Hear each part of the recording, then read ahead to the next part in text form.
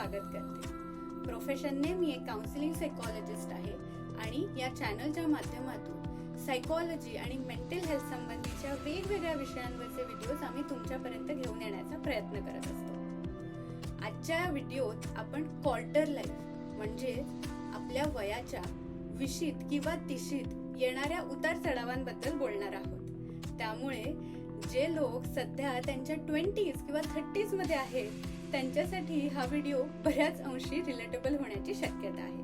पण याचा अर्थ असा नाही की हा व्हिडिओ फक्त त्या वयोगटातल्या लोकांसाठीच आहे, तर हा व्हिडिओ तुमच्या सगळ्यांसाठी आहे ज्यांनी आयुष्याचा हा टप्पा अनुभवलाय किंवा तुम्ही अशा कोणाला तरी जवळून ओळखता जे सध्या आयुष्याच्या या टप्प्यातून जात आहेत. मग ती तुमची भावंड असोत, तुमची स्वतःची मुलं असोत किंवा तुमचे कोणतेही नातेवाईक असोत. त्यामुळे अजिबात वेळ न घालवता पटकन व्हिडिओला सुरुवात करूयात.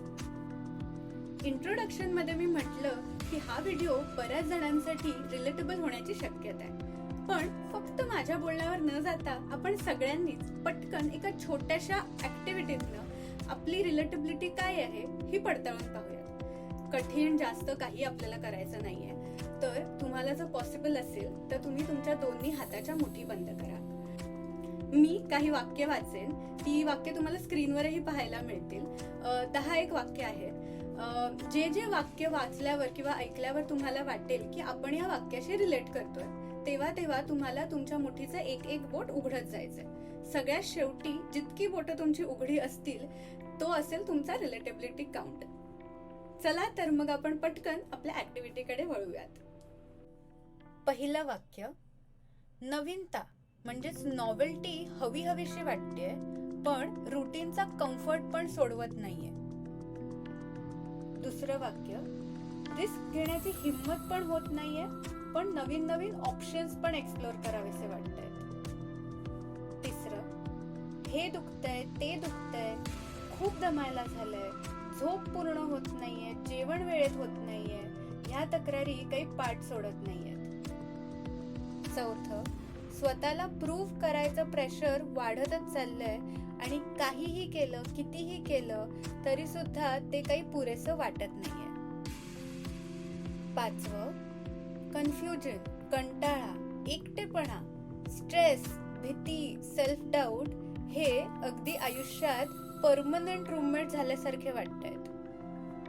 सहावं, कोणताही निर्णय घेताना हा निर्णय नक्की बरोबर तर आहे ना ही शंका सारखी सारखी मनात येते आणि प्रत्येक निर्णय बरोबर घेण्याचं प्रेशर खूप जास्त फील होतंय.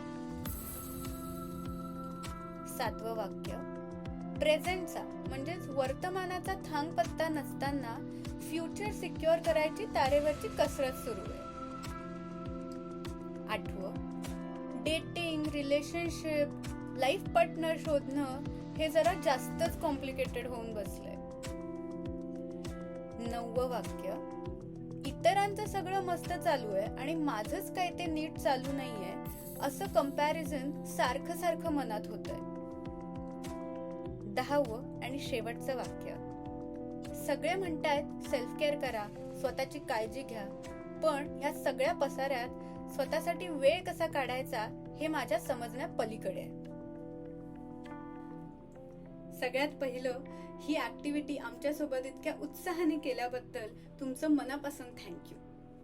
एक गोष्ट मी क्लॅरिफाय करते की ही जी काही 10 वाक्यांची लिस्ट होती ती या वयोगटातल्या सगळ्याच अनुभवांना कव्हर करणारी लिस्ट होती असं काही मी म्हणणार नाही. इनफॅक्ट या वयोगटातल्या लोकांशी झालेल्या माझ्या इंटरॅक्शन्सच्या बेसिसवर किंवा माझ्या पर्सनल एक्सपिरियन्सेसच्या बेसिसवर आम्ही ही लिस्ट काढण्याचा प्रयत्न केला होता. त्यामुळे तुमचा जो काही काउंट असेल, मग तो हायर एंडला असेल, लोअर एंडला असेल, अदलामधला असेल, तो तितकाच व्हॅलिड आणि जेन्युइन आहे. ज्यांचा रिलेटिबिलिटी काउंट लो आहे म्हणजे 5 किंवा 5 पेक्षा खाली आहे, त्यांचे आमच्या लिस्टपेक्षा वेगळे असलेले अनुभव आम्हाला जाणून घ्यायला खरंच खूप आवडतील. आणि ज्यांचा काउंट हायर आहे म्हणजे 5 किंवा 5 पेक्षा वर आहे त्यांना मी एकच गोष्ट सांगेन की यात तुम्ही अजिबात एकटे नाही आहात. आता ज्याला पोहायला येत नाही त्याला समुद्राजवळ जाऊन म्हटलं की आता उडी मार आणि पोहायला लाग, तर तेव्हा कसं वाटेल? अगदी तशीच काहीशी फिलिंग या आयुष्याच्या टप्प्यात आपल्याला बऱ्याचदा अनुभवायला मिळते. आणि का नाही वाटणार, कारण तसं बघायला गेलं तर ह्या फेज मध्ये काय होणार आहे ह्याची फार वरवरून कल्पना आपल्याला सगळ्यांना असते, पण एक्झॅक्टली या फेज मध्ये येणाऱ्या चॅलेंजेस बद्दल, सातत्याने होणाऱ्या बदलांबद्दल तशी रिअलिस्टिक पूर्वकल्पना आपल्याला मिळालेलीच नसते. कारण मजा अशी आहे की लहानपणापासून आपण काय ऐकतो की 10वीत छान मार्क मिळाले, छान कॉलेज मिळालं की लाईफ सेट आहे. नंतर होतं की डिग्री मिळाली की लाईफ सेट आहे. नंतर म्हणतात नोकरी छान मिळाली, लग्न छान लाईफ पार्टनरशी झालं की लाईफ सेट आहे.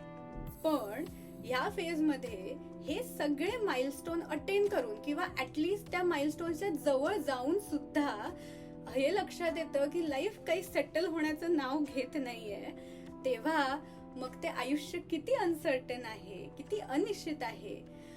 जबाबदाऱ्यांची लिस्ट ही कधीही न संपणारी आहे आणि इतके वर्ष सेटल होण्याचं जे चित्र आपण मनात घेऊन चाललोय ते चित्रच कुठेतरी थोडंसं फॉल्टी आहे हे आपल्या लक्षात येतं. आणि ही वास्तविकता जेव्हा हिट होते तेव्हा या वास्तविकतेसोबत फील होणारा स्ट्रेस, प्रेशर, टेन्शन, एन्झायटी हे तसं बघायला गेलं तर बऱ्यापैकी स्वाभाविक आहे. आणि या सगळ्यांना बीट करणारं, सातत्याने समोर येणारं इमोशन म्हणजे कन्फ्युजन.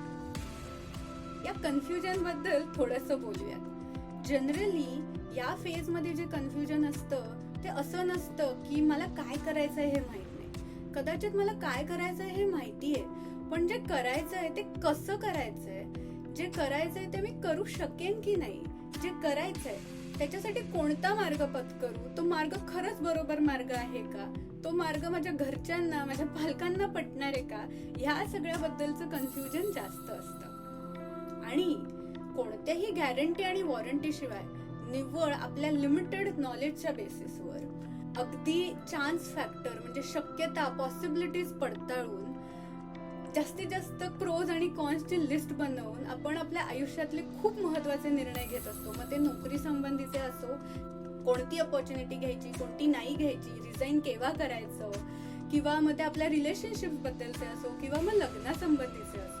हे सगळे निर्णय आपल्या आयुष्याच्या इतक्या महत्वाच्या एरियात संबंधीचे असतात की प्रत्येक निर्णय कसा बरोबर होईल हे एन्शुअर करता करता जे काही प्रेशर निर्माण होतं त्या प्रेशरमुळे खरोखर अडल्ट होण्याऐवजी आपण सगळेच जण एक अडल्ट होण्याचा रोल प्ले करायला सुरुवात करतो. मला पर्सनली असं वाटतं, आणि कदाचित मी चुकीची असेल, की आयुष्याच्या इतर कोणत्याही फेजच्या कंपॅरिझन मध्ये या फेज मध्ये रोल्स आणि रिस्पॉन्सिबिलिटी खूप जास्त झपाट्याने बदलत जातात आणि एक नवीन गोष्ट समजून घेता घेता ऑलरेडी दुसरी नवीन गोष्ट आपल्या समोर आलेली असते. इंटरनेटमुळे आपल्याला इतकं एक्सपोजर मिळालंय, आपल्या समोर इतक्या अगणित चॉईसेस आणि ऑप्शन्स उपलब्ध आहेत. एका क्लिकवर सोशल मीडियावर आपल्याला ज्या कोणाच्या पाहिजे त्या माणसाच्या आयुष्यातले लाईफ अपडेट्स, हायलाइट्स बघायला मिळत आहेत. आणि त्यामुळे कुठेतरी कॉम्पिटिशन, कंपॅरिझन, पिअर प्रेशर आणि सेल्फ डाऊट हे आपल्या मनात इतकं पक्क घर करून बसले आहेत की आपण जरी काहीही केलं नाही दिवसभरात तरी आपल्याला मेंटली, इमोशनली, फिजिकली इतकं एक्झॉस्टेड फील होतं. हे एका पॉइंटला असं होतं की मग हे सगळं थांबावं, एक पॉज बटन हवंय, किंवा या रुटीन पासून एक मोठा ब्रेक हवाय, कुठेतरी लांब जायचंय, किंवा जे मी करतोय ते सोडून अगदी काहीतरी नवीन करायचंय. अशा भावना खूप जास्त तीव्रतेने आपल्याला फील व्हायला लागतात. आणि त्यात गंमत अशी की जरी आपण ब्रेक घेऊन कुठेतरी काही दिवस चेंज म्हणून शांततेसाठी वेगळ्या कुठल्या तरी ठिकाणी गेलो तरी ती शांतता तशी काही जाणवत नाही, कारण मनातच इतका गोंधळ असतो की तो शांत झाल्याशिवाय बाहेरची शांतता आपल्यापर्यंत पोहोचूच शकत नाही. आणि कितीही ब्रेक घेतले तरी ते इनफ होऊ शकत नाहीत. तसं बघायला गेलं तर क्वार्टर लाईफ क्रायसिस ही संकल्पना तशी फारशी जुनी नाहीये. तुम्ही कदाचित मिड लाईफ क्रायसिस बद्दल ऐकलं असेल, जे लोकांना त्यांच्या 40शीत किंवा 50शीत अनुभवायला मिळतात. पण क्वार्टर लाईफ क्रायसिस ही संकल्पना गेल्या काही वर्षात सातत्याने प्रकर्षाने समोर यायला लागली. आणि त्याचं एक कारण असं की जी जनरेशन आता त्यांच्या 20s किंवा 30s मध्ये आहे, त्यांच्या पालकांची जी जनरेशन आहे, ती जनरेशन एका पद्धतीने त्यांचं आयुष्य जगली. एका ब्लूप्रिंटच्या मदतीने त्यांनी त्यांच्या आयुष्यातले चॅलेंजेस डील केले. आता स्वाभाविकपणे नॅचरली ती ब्लूप्रिंट त्यांच्या मुलांकडे सुद्धा पास ऑन झाली आहे. पण गेल्या काही वर्षात टेक्नॉलॉजीमध्ये म्हणा, लाईफस्टाईलमध्ये म्हणा किंवा अजून बाकीच्या बऱ्याच ग्लोबल एरियाजमध्ये सुद्धा इतक्या वेगाने बदल झाले आहेत की त्या ब्लूप्रिंटचा रिलेव्हन्स थोडा थोडा कमी होत गेलाय. असं नाहीये की ती ब्लूप्रिंट आता अजिबातच उपयोगी येणार नाहीये.